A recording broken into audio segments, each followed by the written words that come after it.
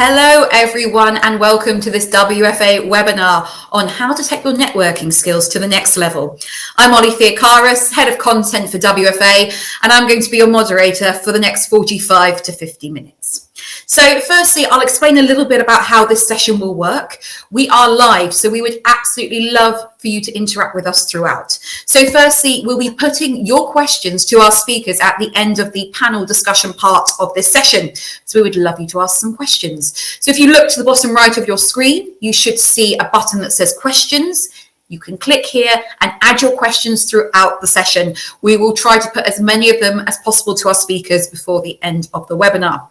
We're also going to be releasing a couple of polls throughout. So if you want to share your opinions on kind of your views on networking, where the barriers are, and see what others in the industry are thinking, do participate in these. You can find them in the poll tab, which again is the bottom right of the screen. So to begin, I'd like to introduce our speakers. We have so many years of experience between them, and they all represent different parts of our sector. They're here today to offer their opinions and advice to you all on this really fascinating subject. So today we've got Ebony Weber, Chief Operations Officer of MANRRS, Molly Straderfruit, Vice President, Corporate Controller and Chairwoman for North American Women's ERG for ADM, Jane Gauthier, Talent Acquisition Recruitment Process Team Leader and HR Lead for Women in Operations at Cargill, and Kathleen Mathisen, Chief Human Resources Officer at Grieg Seafood. So thank you all for joining us today. We're going to start by having you all introduce yourselves briefly and tell us a bit about your backgrounds and the areas you work in. Ebony, can we start with you, please? Yes, well, good morning, everyone. I'm Ebony Weber, and I serve as the Chief Operating Officer for MANRRS, who is Minorities in Agriculture, Natural Resources, and Related Sciences. I'm from a small rural town in Mississippi in the USA. I come from an agriculture community. Little did I know and wasn't exposed to that till I got much later on in life, but I look forward to the discussion today. Thank you. Oh, and I'm sorry, and I reside in Atlanta, Georgia currently. Thank you, Ebony. Molly, I'll come to you next. Can you tell us about yourself, please? Yes, good morning, good afternoon, everyone. Thank you for having me today. My name is Molly. I work for ADM as the corporate controller. I'm located in Decatur, Illinois, which is where our North America headquarters is located at. I've been with ADM for 15 years in a variety of finance roles, and prior to coming to ADM, I worked in public accounting. I'm happy to be here today. Thank you, Molly. Jane, now Jane's camera is off at the moment. We're having a few internet issues, but Jane, hopefully you'll be able to tell us a bit about yourself. Take it away. Oh, you are muted though, I will say. Hopefully that's not a technical issue. There we go. I'm Jane Gauthier. I am a process lead here at Cargill. I have about 26 years in human resources and in recruiting.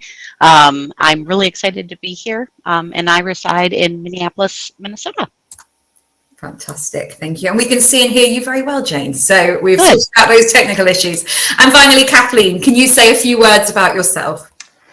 Yes, thank you. And good morning and good afternoon, everyone. I'm Kathleen Mathisen, and I work in Grieg Seafood, which is located in Bergen in Norway. And I've been working with HR for more than 20 years. It's like Jane, you know, a lot of years of experience. I work in Grieg Seafood, and we are farming salmon. It's quite exciting to be producing food, and my role is the Chief Human Resource Officer. And and I look forward to a lot of interesting questions and to listen and to share some interesting topics. Fantastic. Thank you all. As you can all see, we have a wealth of experience on our panel today and lots to get through. So I want to get to the crux of the issue and set the scene for us. So I'm going to come to you first, Molly, on this question.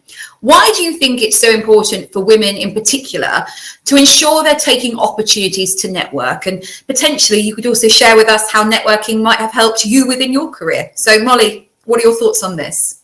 Yeah, thanks for the question. So, you know, one of the things that I reflected on in thinking about networking and why it's so important is, you know, women make up consistently about 56% of the workforce. In, you know, 2019, 2020, it was 57. So we've dropped slightly a little bit after COVID. but more importantly, we make up 70 to 80% of the buying decisions. So, what that tells me is we're not going away.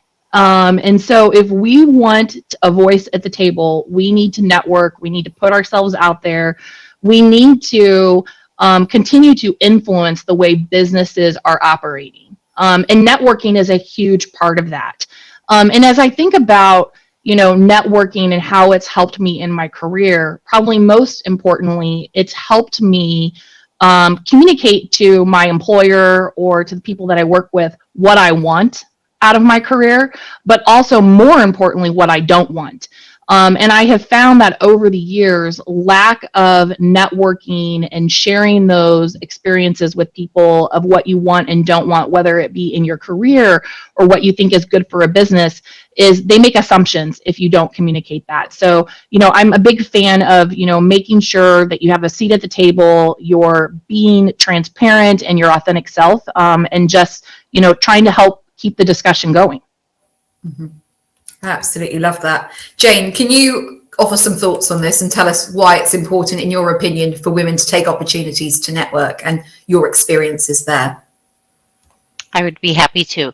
So one of the things that I pondered on is just the intellect on other industries. I love to network, to learn about different industries, to understand the different jobs and how we all work, and then using those networks to help me be a better employee. And there are many times where I've had to do research on a particular policy or something that we're trying new at my company. And then I lean on those networks to be able to ask them, what are you doing? Do you have different ideas? Have you tried this? Is it successful? Is it not successful? And then come back to my team and say, I've done my research, right? And I got that research from networking with other business owners, other leaders, other HR professionals, and it's really helped me to boost my confidence in knowing what I'm doing in my position. Mm-hmm. I think that's a very good point. It's interesting that we've had two already very good reasons that we should be going out and networking more. Kathleen, can you give us your opinion on this, please? Do you agree with the previous comments, or do you have other things that you think are beneficial? I do agree, because networking is something that we maybe haven't been good enough, but there's so much opportunities. And as Jane was saying here, I've used it in my previous jobs to just get some insight and sharing ideas, because sometimes you are new in a role, you don't know where to go. So having a network is really valuable. And it's such an important tool. Normally it's not everyone that likes to go out and network, and they find it hard. It's difficult to connect. The thing is, if you are at a conference, you just connect with people, and it's kind of accepted that you link up on LinkedIn or social media, and after that you send a message asking that, oh, we are going to go through this process. Have you been doing that before? Can you share it? And when I was a young leader, it was really valuable for me to reach out and ask people. And people, they will share. And the same thing that I would do, if somebody asked me, I would be honored to share something that we have done if somebody else can use it. So, of course, networking is the key to opportunities, because it gives you insight into what's going on in the community that you don't know about, new job opportunities that never are posted, but you just know people. So networking is definitely something that I would encourage women to do more of it. Mm-hmm. So that's my point of view. Thank you, Kathleen. Yes, I often hear about people who they've got their foot in the door for their next job opportunity, because before the job was even advertised, be it internal or external, they've heard about it through their network. So absolutely advantages there too. Finally, Ebony, I'm going to come to you. Why should women in particular be taking these opportunities to network? What are the benefits there? Absolutely. So I think Molly hit it on the head by providing the facts that women make up the majority of the workforce. So one, I think if you get out and just network with other women, then you're already ahead of the game and kind of knowing where the next opportunities may be coming from. Also, that's the old cliche about your network is your net worth. And so I also, especially in the agriculture community, it's such a small, tight-knit community that your networks end up knowing your other networks. And so I think, having great integrity and having a good reputation also helps you to network when you're not in the room. I think I always say it's important for you to know people, but it's also important for people to know you. I've gotten so many calls about, hey, do you know, so-and-so, or, how is it to work with, so-and-so. And so I think, as much as people know, your work ethic and be able to kind of vouch for you, your network does help you be in the room sometimes when you're not in the room. So that's really good. Mm-hmm. I think that's a really nice way of looking at it, because actually it's something I do a lot. People will ask me for a recommendation for something or other, and I'll tell them someone I know who's in my network or who I've met. So it really does make a big difference. And by having that network, as you say, they're doing your work for you. They're networking on your behalf, which is lovely. Before we go into our next question, I'm going to say we do have our first poll coming up right now. Obviously, a lot of people who've joined are looking for tips and tricks, but to, I suppose, understand how they can be better at networking. So we want to know what you believe is holding you back most in becoming a more successful networker. So tell us what you think in the poll tab, and we'll try and revisit that later. So within our group, we've got representatives from some of the largest food and ag businesses in the world, and we've got people who work with some of the largest food and ag businesses in the world, and we've got people who work with smaller companies. I want to understand from you all what you feel businesses can do to ensure that people at all levels of their careers are gaining those meaningful connections in the food and ag industry. Jane, I'm going to ask you to kick us off here. Can you give us your thoughts on what organisations can do to support their staff here? So I think businesses, both large and small, should really have business resource groups that are subgroups of the natural population. I've always worked for companies that have had strong networking groups or business resource group. I've been involved at most of my organizations in our women's groups because I feel quite strongly about that. Most women's groups are open to having mentoring circles or being able to foster that mentoring relationship. I know in my last company, I was one of the chairs for our mentoring network, and it was just a great opportunity to connect women with other women and be able to both network with a senior leader, but sometimes our senior leaders wanted to network and have a mentor of somebody that was younger or new in their career because maybe they needed to understand technology or a new process or a new procedure. So networking can go both, you can network with a senior leader, but you can also network with somebody that's maybe new and has a new, fresh view of the company. So I feel it's very important for companies to think about small networking groups that can help foster either an ethnic or a women's group to be able to help women progress in their career. Mm-hmm. I think it's a very good point. I mean, we know that often people who are in the minority at a certain level in a business do feel a little bit like they can feel isolated, don't necessarily feel included. So I think these groups are really beneficial in giving people that place where they can feel comfortable and confident to broaden their business connections and build relationships. So I think it's a very good point. Kathleen, I'm going to come to you next. What can businesses do to support meaningful development and meaningful connections, in the sector? Yeah, Jane already mentioned like the mentorship and those things, but I think that regardless of the size of a company, it's to encourage your staff to participate in conference meetings, webinar, and to actually promote them to go out there. And sometimes, you can do a lot on social media as well to just kind of highlight them and put them in front, as good role models. We always, what we've done here in Grieg Seafood is that when we have new employees, we try to get them into the right forums so they can have peers to discuss. We send them to seminars, even if they're an executive should be present. Sometimes we just switch to send them on things that maybe are a little on a higher level than they thought, but it's just to push them out there. And especially women, we're just trying to promote them, making them visible.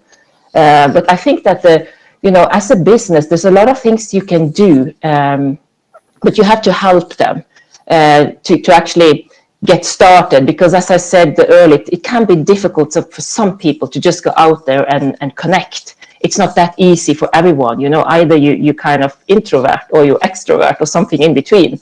But having mentorship, or to just kind of, at least at the start, to kind of be close to them and following them and, opening the doors. What I will often do is to just bring a colleague with me to a session or seminar where I have a lot of connection, and then I just introduce them. But the secret that I tell them is that once I introduce you to somebody, just connect with them on LinkedIn, just to have that personal touch on it. Mm-hmm. Yeah, it's a very good point. We're already getting into some of the tips and tricks that people need to be doing to boost their network, because you'd be surprised at the benefits of LinkedIn. But we'll get on to online networking a little bit later, I think. Ebony, I'm going to come to you now. What do you think businesses can do to allow their staff to build these sorts of connections? Absolutely. Well, that's one of the things that we do very well at MANRRS, is we do put on events, and we do create platforms where professionals and students can come together to network. That's one of the premises of why the organization was founded. And so I think one thing organizations can do is support their employees that want to go out and participate in conferences that sometimes don't directly align to their job roles or functions or responsibilities. I know a lot of times they already have conferences and things that they go to that are tied to their work, but I do think it's important to also support those employees to network and be active and engaged with groups that, that they feel passionate about. So one is, supporting them. And I love what Kathleen mentioned about bringing colleagues along and or allowing others to have opportunities within the organization. As we know, as senior leaders, you're already designated to go to a lot of these events, but there's nothing wrong with maybe, allowing for junior colleagues or others to tag along so that they can have that exposure and be able to get access to that network that otherwise they may not have access to. Mm-hmm. Yeah, it's very true. And I think I remember going to my first event, and I would say I am an extrovert, but gosh, it's very intimidating when you kind of get out there if you're not exactly sure what to do. Being thrown in the deep end can be challenging. And I think, as you've both kind of referred to, having specific events, having, someone to support you, who's with you, who can help introduce you to people, are definitely advantages there. Molly, I'm going to come to you finally. Can you share your thoughts on what you think businesses can do in this area? Yeah, something we've done at ADM that I feel has been really helpful is, we launched our women's ERG networks, and we did this in each of the regions. And, the approach that I've taken from the North America side is one about starting the conversation, right? I think a lot of the other panelists have mentioned networking's not easy. Even for the most extroverted person, it's not easy, right? I mean, I'm pretty extroverted, and, at times I have to force myself to network. And so, we've, provided, a forum in regards of, a channel to where a Teams channel where people can start to put themselves out there, even if it's just with a small little post or, commenting on, the thought for the week or the conversation starter. Then we also, host, monthly meetings, which are with internal and external speakers, so that gives them a little bit more courage, once they've started to engage, to, speak up in those sessions. And, we've been doing this for about 10 months now, and I have been overwhelmed with the response to it, quite honestly.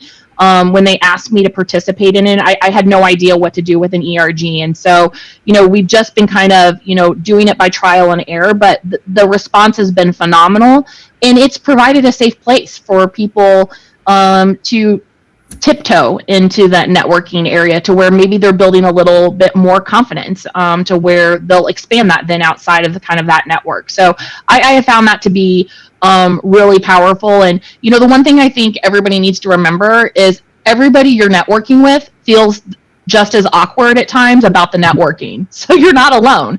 I think oftentimes we feel like we're alone, and we're not.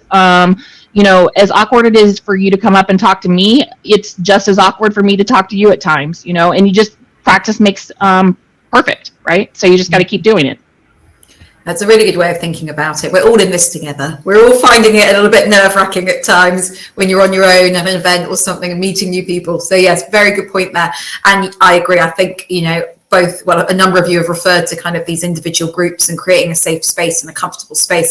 I think that's so important and something for businesses to really bear in mind.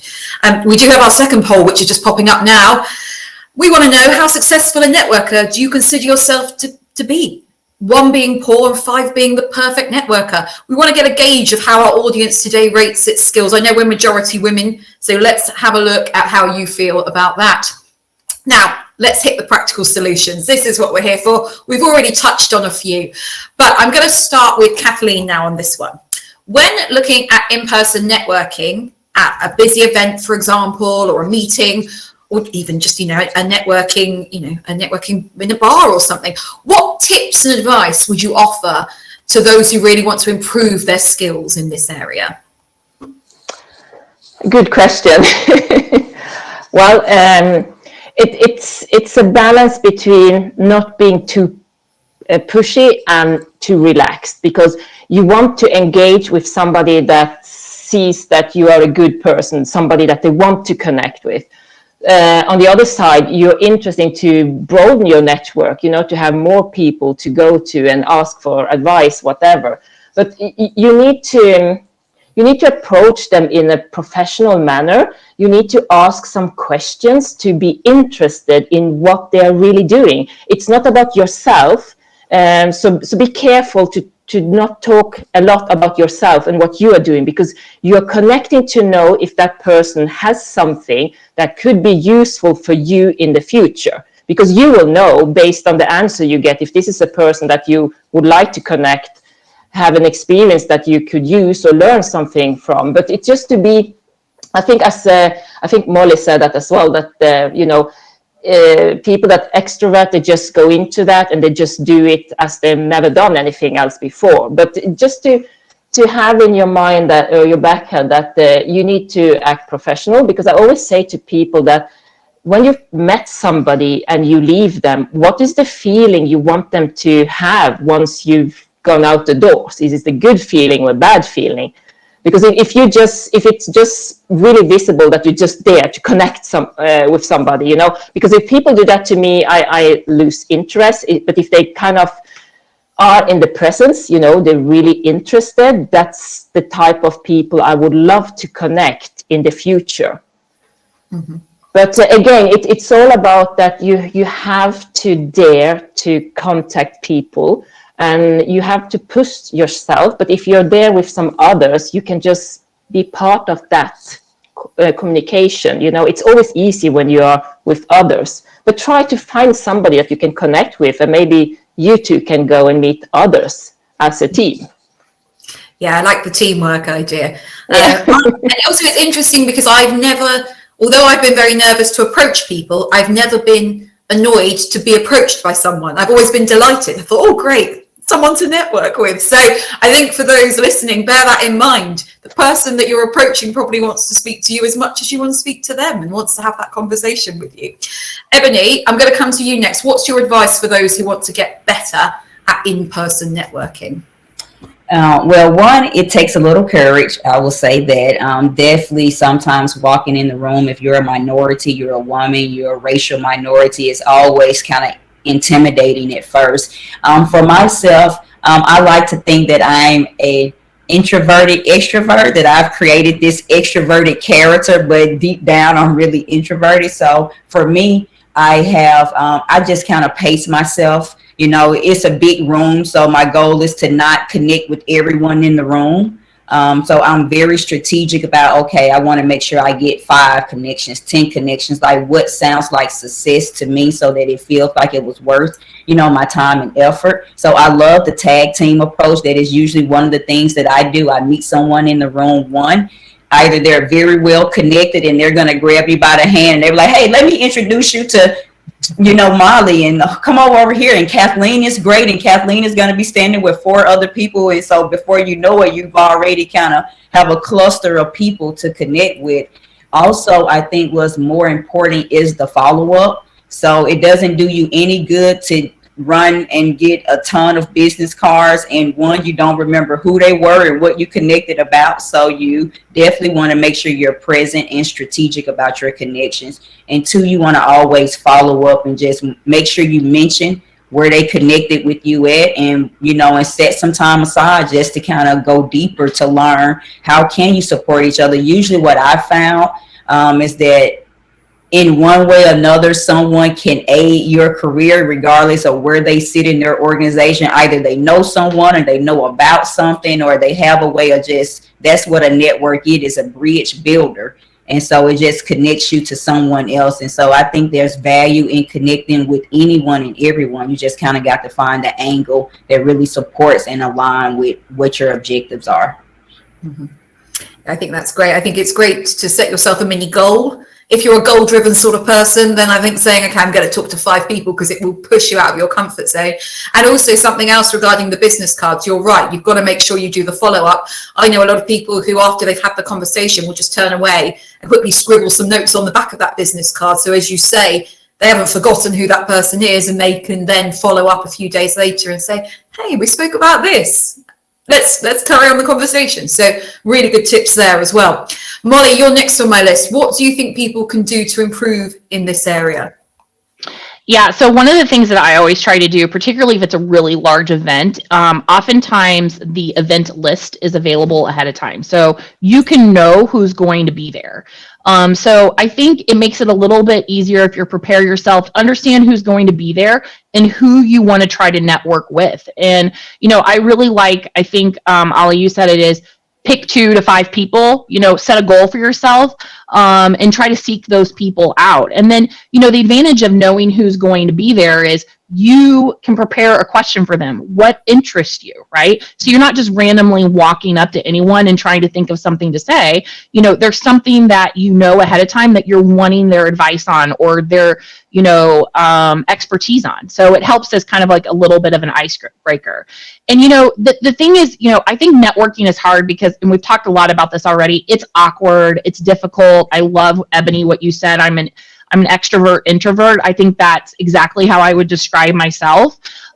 Say to yourself, this may sound a little stupid, but before you walk in the room, tell yourself over and over, I deserve to be here, because you do deserve to be there. You're not there by chance, right? So that will help to boost your confidence just a little bit, to help you, get to your first network or connection. And I think after you do one, it gets a little bit easier, right? So remember, you deserve to be there. Mm-hmm.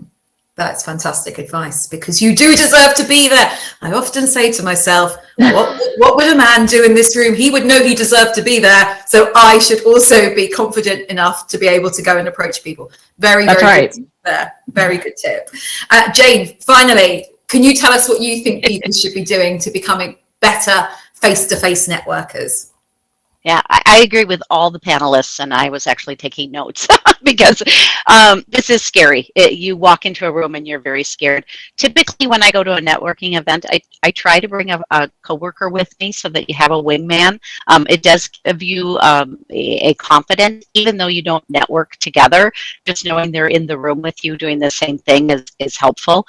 I tend to pick on someone who might be standing by themselves as well, and would like somebody to go out and network with them to get it started. That's usually my first goal, is to meet somebody new that also looks like they're a little nervous to be there. And that gives me the confidence that I should be here, and I should be, networking with people. And then I try to kind of keep going up the ranks, if you will, or somebody that is very vivacious will be probably my last person that I'll want to network with. And then each time just make it a little bit more, I like to set goals, like a 3 to 5 people that I'd like to meet, but start with maybe a shyer person at first. Especially if you're really unsure of yourself, it does help you to boost your confidence. And then maybe even take them under your wing and say, let's go meet this group, or let's meet that group. I tend to start usually if there is a food or drink, just starting to make conversation with people around food and drink is definitely easy, because you can talk about, oh, this shrimp looks wonderful. Oh, how are you today? I'm Jane from, Cargill, things like that. It tends to really help you boost your confidence as well. Oh, that's great advice. Lurk near the snack table, icebreakers, because that is, I think, the hardest bit for so many people. It's actually walking up to an individual or group and actually having that conversation. And I think you're spot on to also say target lone people, because they are the ones who probably are thinking, oh gosh, I really need to network with someone. I was always the first WFA event we held, someone, I can't remember who it was, but they've been quoted many times, advised you should always approach a group that has an odd number in it, because then they're much easier to discuss things with and to get involved in that conversation. So lone people are your primary, I think, target. And then secondly, groups of odd numbers. But there's been some really good advice there. I actually feel like I want to go to an event right now and start networking, because I feel really inspired to do so. So thank you. The next question I'm going to ask is a slight shift, I suppose, in how we've seen networking. So we know face-to-face networking is incredibly important, but of course we all stayed at home for COVID-19 lockdowns over the last few years, and that was a real barrier. So online networking and connection building online has just become so vital. So I'm going to ask each of you now, and I'm going to come, Ebony, to you first this time, if you can share some top tips for building an online presence today and how you can improve in this area. So Ebony, give us your thoughts, please. Oh, wow. So maybe there are others who probably going to be able to give us a lot of tips in this area. I think that's one thing the millennials and other generations have working for them, is that they came up knowing how to maximize social media. But I would say, for one, even though we're burnt out, I do still try to attend at least one virtual conference or event. It is a great way, an easy way to kind of build networks. It does take a lot more intention. You do have to kind of chat and be present, because it's easy to tune out and want to multitask. And so I'm really quick, about looking, at the speakers, connecting with people on LinkedIn and sending them a message that way. And so I definitely think, taking some time out of your week, just to be real intentional about, your online presence, liking on others' comments, resharing events and, task, or maybe from your companies or other groups that you're passionate about. And then I think just being engaged, and as you consistently do that, I think others will start to engage with your presence, and it'll just kind of slowly help to build your followers, your connections, and so forth and so on. But I definitely think it's not something that happens. Some people, maybe it happens organically, but in my experience, it's something that you definitely have to be very intentional about, and kind of devote some time to really build your online presence and build it in a way that is professional and represents the brand that you want to have out there. That's the other thing about social media.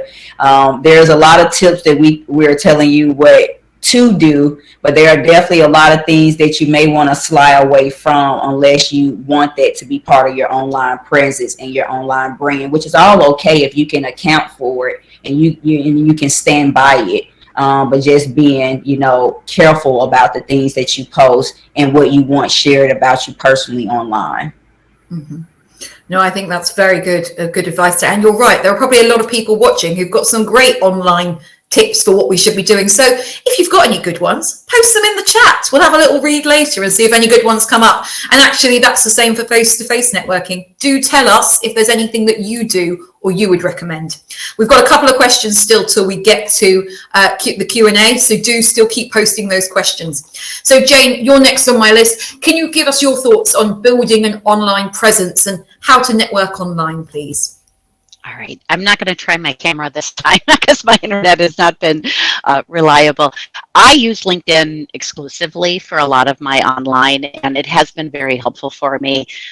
It's easy to use. It's a great way to start building your network, reaching out to people, and I have a great introduction, just that I'm a recruiter and I work for a company, and I'd like to build my network within the industries in which I work, and that I like to get to know people. So a lot of times that's very easy to type out and reach out to people rather than doing it face to face. But I think you have to be present. Look out there to see your network. Who has an anniversary? Who moved to a new job? Are they at a new company? Hey, I'd love to have a virtual coffee with you. I heard that you went to a new company. Would love to hear a little bit more about why the move and what your finding at your new company, celebrating birthdays, anniversaries, like I said. I also like to post information. If you've read a really great business book, find out if other people have read that. Do a poll. What did you think of this book? It's just a great way to get out there and feel that you can. Oh, Jane, we've just lost you there, I think. Be connected when we were stuck in our. Oh, I think we might have lost Jane there slightly. Jane, we'll come back to you at the end of this question and get your. I'm still here. Oh, we've got you. Fantastic. I think we're at the very end of what you were saying anyway. But yeah, it just helps to make you feel like you can be a part of a network, even though you're stuck at home during COVID. So true. So true. We had to do within WFA bit of a shift to online networking sessions. And at first we just thought, how are we going to do this? And it is more challenging, but the value in it when there is literally no other way you can do it is fantastic. And also giving you that second way of meeting people with an industry like ours, which is so fragmented all over the world, I think is fantastic. Molly, you're next. What's your advice here on how to build your online presence and network online? Yeah, so I think there's really two parts to this. I mean, I think building your presence online, using LinkedIn and, media like that. One of the things that makes it a little bit easier is leverage content from your company to help get you started in that. I think that's really helpful. And, I think you have to, most importantly, make the time for it. And this is something that I really need to improve on, quite honestly, because it doesn't happen on its own, right? It's one extra thing you need to do. So just like everything else, you have to make time for it and you need to be consistent. If you want to be good at it, you have to be consistent. You can't just put something out there, every 6 months, right? If this is a platform that you want to use. And then, I loved what you were saying is because, your online network is not just through like LinkedIn apps and things like that. It's also how do you present yourself virtually, right? And so when you're thinking about having, a conference like this or participating in this or in, Teams meetings or whatever, because, a lot more people work remote, turn your camera on. Make sure you have a camera. So much of the way we communicate is nonverbal. And it really helps for the conversation to continue going if you can look at somebody and you can see, is what I'm saying resonate with them, right? Or do they have a question? It helps to continue the conversation. So, particularly in my company, my teams know when I work with them and we do a lot of Teams meetings, you got to have your camera. If you don't have your camera on, it's really hard to engage. So, you become comfortable with having your camera on, which, I think particularly for a lot of people, I know for myself, it's really uncomfortable. I don't like to look at myself all the time. It's weird to stare at yourself, in a meeting. But, I think you get used to it. You start to tune yourself out. You worry less about, how do I look in this meeting and more about what's going on in the meeting, right? I mean, if you think about it, when you're one-on-one, I can't stop somebody from looking at me in a conference room. Why would I stop them from looking at me on a virtual conference room, right? So get comfortable with your cameras. I think that's such a good point. It's very interesting because before COVID-19, people didn't really do video calls to the same extent that we do now. And honestly, seeing some of the contacts who are based all around the world that I have and actually seeing them speak and engage, even though I'd seen photos of them before, it's just a game changer. Why did we not do this before? Why have we left it so long? So there is one advantage to being stuck in our homes for long periods of time, and that is actually making those connections, as you say, and seeing people in a slightly different way. It's connected us more globally too, right? I mean, if you think about it, our networking opportunities are so much more now than they were 2 years ago. Mm-hmm. Absolutely. And I say this all the time, it's so much easier in industries like finance and even tech where there are real hubs, but it does feel like in food and ag, we are often very spaced out. We are a very fragmented industry, as I said. So online networking is going to be one of the real kind of places and opportunities for you to meet these people, because you won't necessarily be going to ag leaders of your small town that you live in event, because they just don't exist to the same extent that other industries have. Kathleen, I want your thoughts on this, please. Now, could you tell us a bit about online networking and communication, please? Yeah, I actually love using LinkedIn, and I've been using that for so many years. But you know that there has already been said a lot of good advices here. Um, but I truly believe that you know, you have to start with the basic to have a good profile, and just be aware of a simple thing like the picture. If you look at some of the picture on LinkedIn, you just, you know, sometimes wonder if this is serious or not. But just be aware that people will be using LinkedIn as more the professional tool. And it's also about, you know, making some comments on articles, people's posting, because it goes both ways. You have to work for it. And as Molly said, you can't post something on LinkedIn and then go back and after 4 or 5, 6 months and then post something new. Because once you start building a presence, people that are interested, they will start following you. So everything you put out down there, and make sure that you are presenting something that's related to yourself, because people want to know, what did you do? How did you manage that? It's not always about just sharing other articles, but they want to know, who are you and how has your career been? Can you share something? So also when people start to making comments, you have to be polite and answer those. Thank you for sharing your thoughts, even if you don't agree. Because, you know, being present online, that can be pros and cons, but I have most really good experience. But I'm also very clear on that, you know, who I am, my reputation, I represent my company. Because today, when we are recruiting people, we go online, we search everything. So also be aware of what you like and don't like, because there might be things that can have an impact on your career in the future. We don't know. But you have to be solid. So I would say that, you know, learning how to put some extra words when you're sharing an article, make it to your own, you know, by, I read this is a good article. I remember in my past when I did this, just share something that is personal. People want to know about that. And also when you're using pictures, they want to see pictures of yourself in the real situation, because you can see on the likes, because you always say that a normal article without a picture, they will get that much of attention. If you put a picture, it will get more. If you put a video, that's the most effective thing you can do on LinkedIn or social media. But also be aware that, you know, use it in a professional way. You use your Facebook for other things. You use Twitter, you use Instagram. There's a lot of online tools there. So be aware of what you are and who you are, and be reliable. I think there's some really good advice there. And actually, and I'm guilty of this, I've got my jobs on LinkedIn, but I don't have a profile. I don't write anything on it to say to people, this is what I do. I'd love to make more connections with people. So after this, I'm going to go and do that. So thank you for reminding me there that actually you need to have an open profile that implies that you are open to making those connections and you are open to engaging with people throughout the sector, because that is how people will feel confident in, again, approaching you even in an online capacity. Some really, really good advice there. I've got one final question before we go to audience questions. So if you've got any more, put them in the questions tab, those watching. So Molly, I'm going to start with you on this one. You're in a conversation with someone new. How do you advise people make the most of that interaction? We've had a few hints and tips already, but is there anything to add about maximizing that interaction? Yeah, I think, you know, the easiest thing to do is to come prepared for, you know, whatever it is that you're going to do. If it's a one-on-one conversation, a networking event, take a little bit of time to prepare yourself.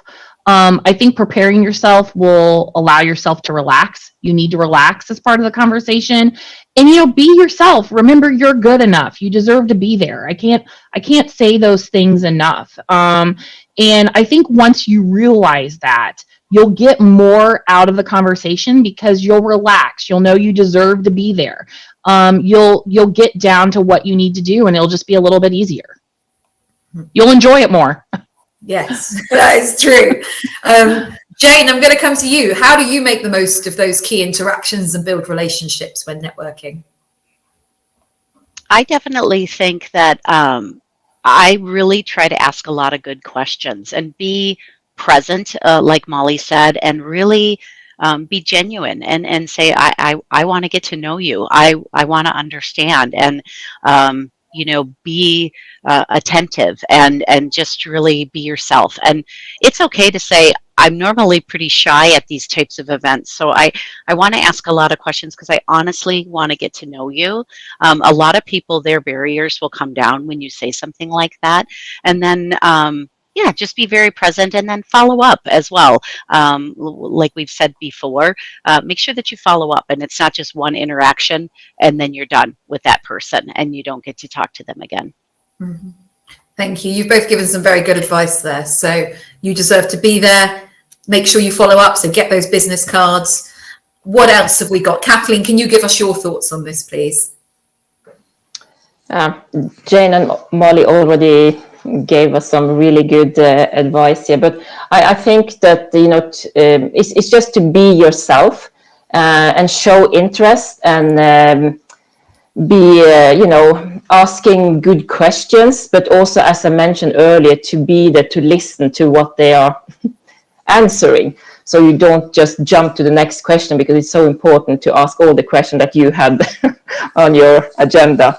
So yeah, and it's, as we said earlier, it's sometimes difficult to network, and I myself, I'm actually as per definition, I'm an introvert person. Nobody believes that, because I always thought that I was extremely extrovert. But it doesn't mean, so sometimes I have to push myself until it gets kind of comfortable. So it's not like it's easy, but every people that I meet, they think, oh, you're so extrovert, it's so easy for you. But I have to, pull myself together sometime to go to those events and to do those networking. But I know how to do it, so you won't see it on myself. But I think just being yourself, because you want people to like you for who you are, not for the person they think you are.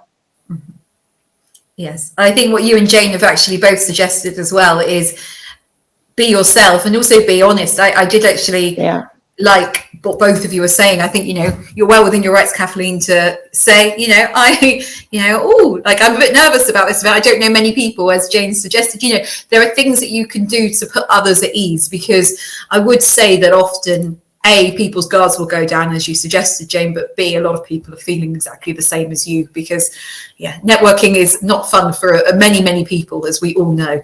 But it's something that is so incredibly valuable. And once you have that network is just going to help you in so many different ways. Ebony, I'll give you the final thoughts on this. How can you maximize interactions with people?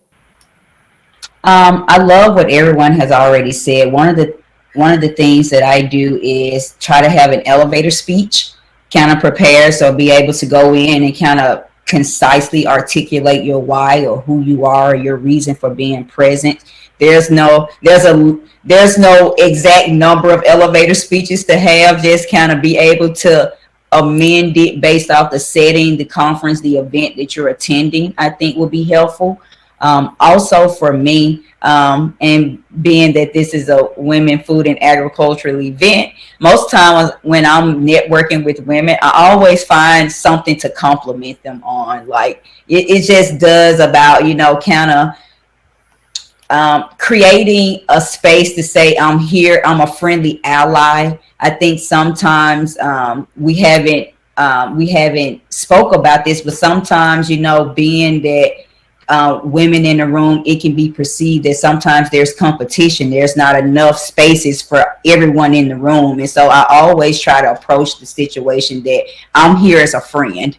It's not about me or you, but both and so I always just try to break the ice, be like, oh, I love your glasses, Molly. Oh, wow, that's a great shirt you have on, Kathleen. Like, just always try to approach it in a way that I'm friendly, I'm an ally, and that I'm being present in the moment. So those are just a couple of things that I personally do when I go places. Yes, and I think when people say things like that to you at an event, for me, I'm always like, oh, it's a sigh of relief. Okay, I've got a friend, I've got someone to talk to. I'm not going to be here on my own. So all of those tips and tricks were incredible. I think they're so useful. And I should say to those watching, if you want to share this link in this webinar with others, this will be available on demand for a number of weeks. So do make sure that others who you think might want to learn some networking tips are sent the registration link and they can watch it. Thank you all so much for the advice. We're going to go to questions from our viewers now, which we're going to put to you. I'm going to start with a question that has the most likes. And we've already touched on it a little bit. How would you advise one overcomes imposter syndrome and builds confidence to make networking a more pleasant experience? Now, of course, we've heard about telling yourself you deserve to be there and preparing questions, but any other advice from our panel on how to overcome imposter syndrome and put yourself out there? I'll jump in on it. I think one is first understanding kind of where your imposter syndrome may be stemming from. I know different times our experiences kind of shape our beliefs and definitely have an impact on our confidence. So I think Molly and both Jane had some great tips. One, being prepared. As much as you are prepared, you are confident. And if someone asks you something that you know about it, then you're going to speak confident, passionate about it. And so I think one thing, being prepared helps to alleviate that. I think also it is about kind of telling yourself and overcoming. There is no silver bullet or a trick about it. I think everyone, whether they may admit it or not, suffer from some version of imposter syndrome, whether you have doubts about yourself, about your decision, if you did the right thing, what the impact of the decision may be, especially if you're managers and leaders and you have others' livelihoods kind of based off the decisions that you make. And so I definitely think everyone suffers from it, but being prepared, being as knowledgeable, arming yourself with as much knowledge about the topic as can will kind of help to alleviate some of those voices that you hear that they kind of bring doubt into into your situation. Mm-hmm. And I think we've all heard those voices as well. So just as you say, Ebony, also being aware that everyone is going through that at one point, or a lot of people are going through that at one point, is a really important thing to think about. Any other thoughts on that one, or shall we move on to another question?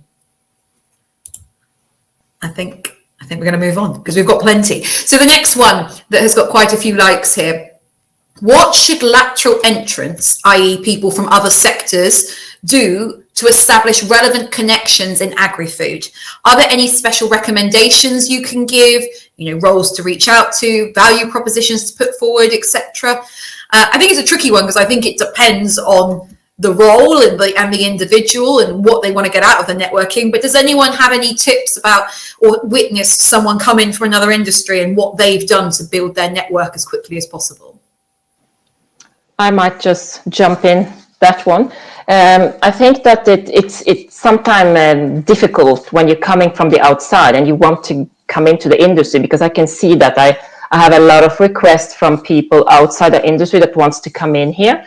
But I think that you need to try to figure out what area in that company, you need or are interested in. And you should just, sending an email, nobody will shoot you for doing that. So you should just dare to send that message, because, I think all of us get a lot of message on like LinkedIn, request for meeting, request for a call or a coffee, whatever. You can't answer everything. I always try to answer everything, but you can't meet up with all the people. But, try to, as polite as possible, to just tell them why you are connecting to that particular person.